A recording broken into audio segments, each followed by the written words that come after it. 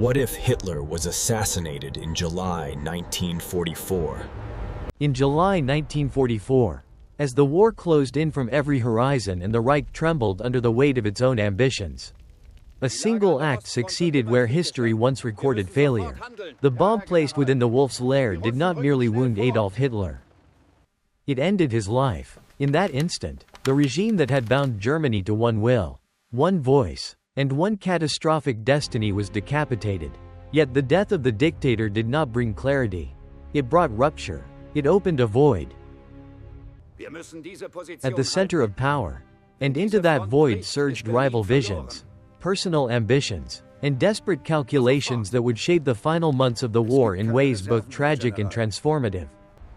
For years, the machinery of the Nazi state had revolved around the Führerprinzip, the principle that ultimate authority flowed downward from Hitler alone. Institutions overlapped by design. Responsibilities were deliberately blurred. Competing agencies were encouraged to struggle for favor. Their authority validated only by proximity to Hitler's wishes. It was a system that thrived on chaos so long as a single arbiter stood at its apex. When that arbiter vanished, chaos ceased to be a tool and became the condition of survival. The conspirators of July 20th had prepared for this moment with meticulous precision. Operation Valkyrie, originally designed as a contingency plan to maintain internal order in the event of unrest, was to be repurposed as the instrument of regime change. Reserve army units would secure Berlin, arrest key figures of the SS and the Nazi Party, and announce the formation of a provisional government under military authority. In this altered timeline, the news of Hitler's death spread swiftly and without contradiction. The aura of invincibility that had surrounded him evaporated within hours. Across Germany, radios faltered with uncertainty. Gauleiters hesitated. SS commanders demanded verification. For the first time since 1933, obedience was no longer instinctive. In Berlin, General Friedrich Olbricht and Colonel Klaus von Stauffenberg moved to enact their plan. Orders were transmitted to regional commanders, instructing them to restore order against what was described as an attempted coup by party radicals. In several military districts, officers weary of a war clearly lost accepted the legitimacy of the directive. They arrested local SS leaders and sealed party offices. Yet the success was uneven. The regime's architecture had not been built solely upon the army.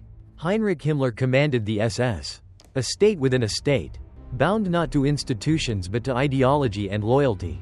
Joseph Goebbels controlled the levers of propaganda, capable of shaping perception even in confusion. Hermann Göring, long designated as Hitler's successor, claimed constitutional authority under decrees issued years earlier. Within hours, Germany was divided not geographically, but structurally. The Reserve Army, invoking legality and necessity, sought to negotiate an end to the war in the West while preserving a semblance of order in the East. The SS leadership, shocked yet resolute, declared the conspirators traitors and vowed to defend the revolution of 1933. Göring, calculating and opportunistic, attempted to position himself as the bridge between continuity and change, arguing that only a recognized successor could prevent total collapse. None possessed unquestioned legitimacy. All feared that hesitation would mean annihilation. The German population, exhausted by bombing and loss, found itself suspended between hope and dread. For some, Hitler's death signaled the possibility of peace, a chance to salvage what remained of cities and sons. For others, indoctrinated by years of relentless messaging, it represented betrayal at the moment of ultimate trial. Rumors proliferated that the Western Allies might offer lenient terms if the army assumed control,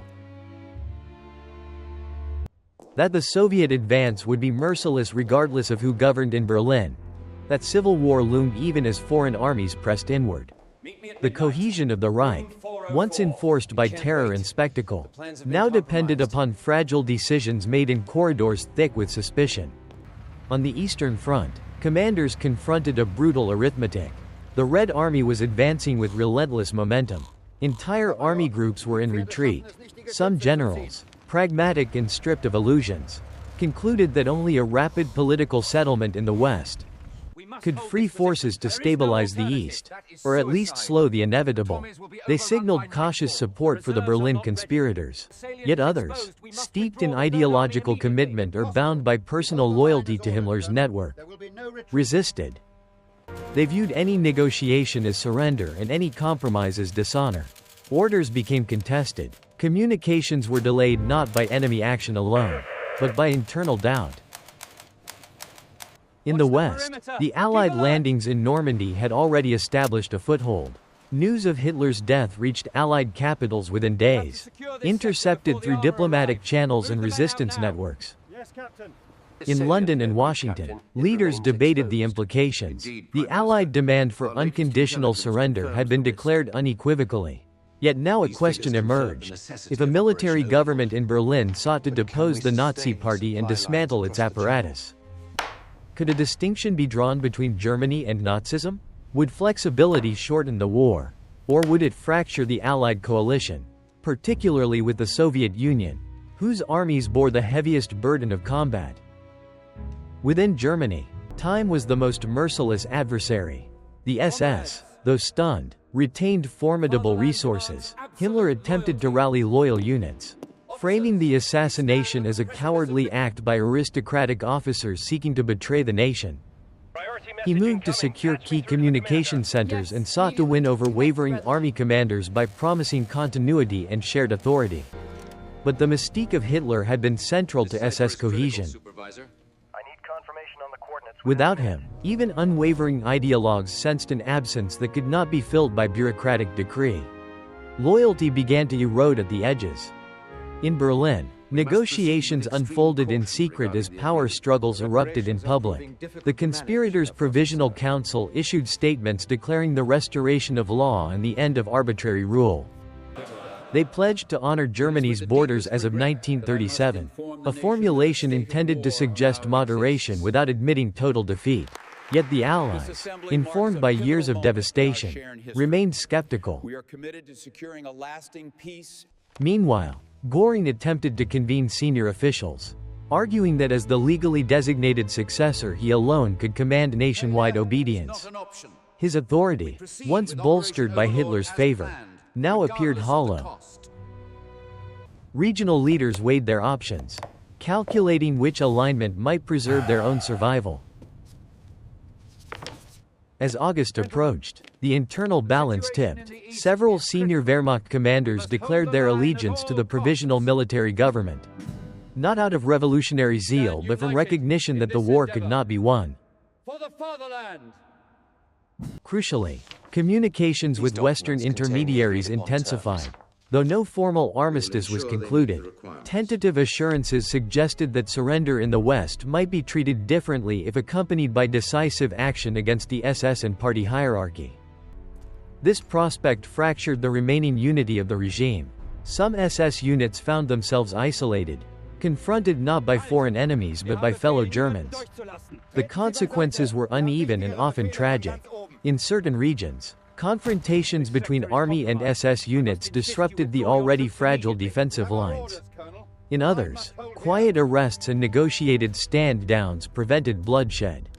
The absence of a singular command meant that the collapse of the Third Reich unfolded not as a single cataclysmic event, but as a series of localized reckonings. Authority dissolved in layers, propaganda faltered, the myth of total mobilization gave way to the reality of exhaustion. For the Allies, the altered German landscape accelerated decisions long anticipated.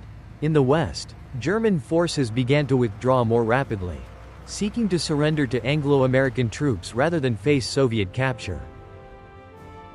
On the Eastern Front, however, the Red Army's advance continued with relentless force. The provisional government's appeals for a general ceasefire met with conditional responses that demanded total capitulation. The dream of negotiating a separate peace proved elusive. The geopolitical framework of the post-war world was already taking shape, and it would not be easily altered by Germany's internal convulsions. By the autumn of 1944, the Reich existed more in name than in substance. Hitler's death had not saved Germany from defeat. It had, however, transformed the manner of its ending. The concentration of power that had once defined the regime gave way to fragmentation. The final months were marked less by apocalyptic commands from a bunker and more by contested authority, reluctant pragmatism, and the desperate effort of military leaders to salvage fragments of sovereignty from inevitable occupation. In the end, the assassination of July 1944 did not avert catastrophe, but it changed its tempo and texture. It stripped away the illusion that one man embodied the nation's fate. It revealed how fragile the architecture of dictatorship becomes when its central pillar is removed. Germany's descent into defeat remained unavoidable, shaped by forces far beyond Berlin's corridors. Yet in the vacuum left by Hitler's death, a different struggle emerged, one not only against external enemies, but within the very structure of the state. It was a struggle over responsibility, over survival, and over the meaning of loyalty in a regime built upon absolute obedience. Thus, the bomb that ended a life also exposed the brittleness of a system sustained by fear and charisma.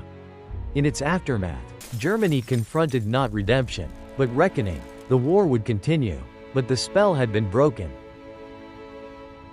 And in that fracture lay the first uncertain steps toward a future no longer defined by the voice that had once commanded it without question. Thanks for watching. If you found this journey into alternate history fascinating,